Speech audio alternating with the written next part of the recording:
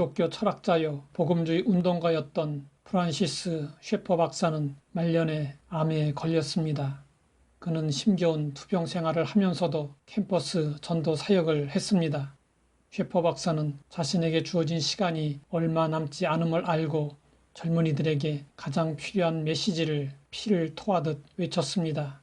그가 외쳤던 마지막 유언과 같은 메시지는 행복을 삶의 목표로 삼지 말라는 것이었습니다. 참으로 이상한 메시지였습니다. 셰퍼 박사는 왜 이런 말을 했을까요? 그가 볼 때 미국 크리스천의 문제는 행복은 구하지만 거룩은 구하지 않는 데서 비롯되는 것이었습니다.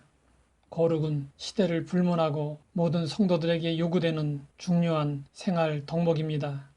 그런데 오늘 우리가 사는 세상에서 거룩은 골동품처럼 여겨지고 있습니다. 그러나 우리는 거룩함을 요청하는 하나님의 말씀에 적극적으로 순종해야 합니다.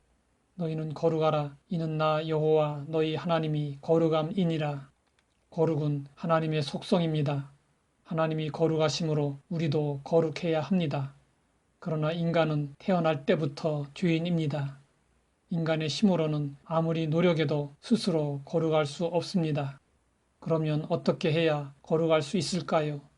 성경이 우리에게 요구하는 거룩은 거룩한 존재가 되라는 것이 아닙니다. 성경에서 거룩이라는 말은 하나님과 관련된 것에만 사용되었습니다. 거룩의 의미는 구별입니다. 따라서 거룩하신 하나님께 속한 성도는 세상과 구별된 존재이어야 합니다. 우리에게 거룩하라는 것은 세상 속에서 구별된 삶을 살라는 것입니다. 거룩에 대한 하나님의 뜻은 신약에 와서도 변하지 않았습니다. 하나님의 뜻은 이것이니 너희의 거룩함이라 곧 음란을 버리고 각각 거룩함과 존귀함으로 자기의 안에 대할 줄을 알고 하나님을 모르는 이방인과 같이 세욕을 따르지 말며 하나님이 우리를 부르심은 부정하게 하심이 아니요 거룩하게 하심이니 이방인들은 하나님을 모르고 하나님의 심판도 모르고 하나님을 두려워할 줄 모르기 때문에 부정당하고 과도한 욕망, 죄악된 욕망을 좇습니다. 그러나 구별된 성도는 이방인처럼 살면 안 됩니다. 욕망을 통제하고 다스려야 합니다. 하나님이 우리를 부르신 데에는 분명한 목적이 있습니다. 그것은 우리를 거룩하게 하시려는 것입니다. 우리는 거룩을 위해 부르심을 받았습니다. 우리가 하나님의 부르심에 합당하게 살려면 구별됨으로 거룩해야 합니다.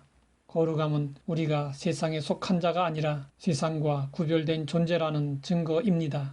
성도들이 구별된 존재로 구별된 삶을 살면 세상은 성도들을 미워합니다. 이 세상은 왜 성도들을 미워할까요?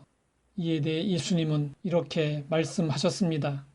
너희가 세상에 속하였으면 세상이 자기의 것을 사랑할 것이나 너희는 세상에 속한 자가 아니요 도리어 내가 너희를 세상에서 택하였기 때문에 세상이 너희를 미워하느니라. 성도들이 세상에서 미움을 받는 것은 전혀 이상한 일이 아닙니다. 구별되지 않았다면 미움받을 이유가 없습니다. 세상이 우리를 미워한다고 해서 스트레스를 받거나 반발하지 말아야 합니다. 오히려 세상에 속한 자가 아니라 주님께 속함으로 인해 미움을 받는다는 사실로 기뻐할 수 있어야 합니다. 하나님 아버지, 우리가 거룩할 수 있도록 구별하여 주시니 감사합니다. 성도라는 이름에 합당한 구별된 삶을 살아갈 수 있도록 은혜를 주시옵소서. 예수님의 이름으로 기도드립니다.